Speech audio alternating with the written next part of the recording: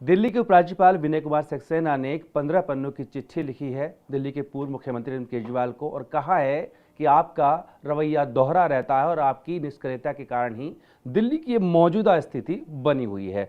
इस पर दिल्ली बीजेपी क्या कहना है, वीरेंद्र सचदेवा जी हमारे साथ हैं।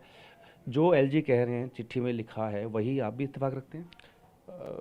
हमारे लिए तो शॉकिंग है। हम तो पहले से कहते रहे हैं कि अरविंद केजरीवाल की जो सरकार रही 11-12 साल, उसने दिल्ली को बर्बाद करने का काम किया है।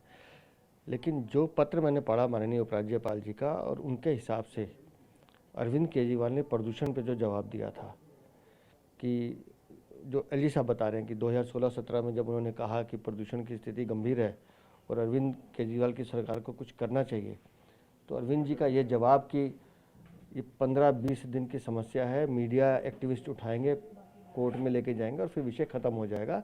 तो ये बताता है कि अरविंद केजरीवाल और उनकी सरकार दिल्ली की समस्याओं को लेकर कभी गंभीर रही ही नहीं, और इसलिए दिल्ली की जनता ने माकूल जवाब देकर उन्हें बाहर का रास्ता दिखाया है। लेकिन मुझे हैरानी इस बात की है कि दिल्ली को 11-12 साल लूटने वाले अरविंद केजरीवाल दिल्ली की जनता को लेकर कितने संवेदनहीन थे, वो इस पत्र से पता चलता है। इस चिट्ठी का जवाब अरविंद केजरीवाल की तरफ से तो नहीं आया, लेकिन जो आम आदमी पार्टी के प्रवक्ता हैं, चाहे वो सौरभ भारद्वाज हैं या अनुराग ढांडा हैं, वो कह रहे हैं कि शायद प्रदूषण का असर उन पे जहन पे हो गया है और भूल गए हैं कि दिल्ली में मुख्यमंत्री अरविंद केजरीवाल नहीं है, रेखा गुप्ता है, तो सवाल उनसे पूछा जाए। 10 महीने की सरकार से सवाल पूछने की बात कर रहे हैं अरविंद केजरीवाल या उनके नेता। और माननीय उपराज्यपाल जी ने बताया कि 11-12 साल की जो समस्या थी, उसका हिसाब आप 10 महीने की सरकार से मांगते हो, लेकिन अपने पापों का हिसाब तो आपको खुद ही देना होगा ना। और माननीय उपराज्यपाल जी ने आपके पाप ही बताए हैं कि आपने कैसे दिल्ली को ठगने का काम किया है। हमारी सरकार ने 10 महीनों में कम से कम प्रयास करने की कोशिश तो की है, आपने तो वो भी नहीं किया। हमारी सरकार आज दिखता है सड़कों पे पानी गिर रहा है, म्यूनिसिपल स्प्रे चल रहा है, सफाई हो रही है, कम से कम सरकार दिख रही है, कोशिश कर रही है। और 10 महीने की सरकार से ये अपेक्षा करते हो कि वो आपके 20 सालों के पापों का हिसाब देगी, तो मैं ये ठीक नहीं समझता।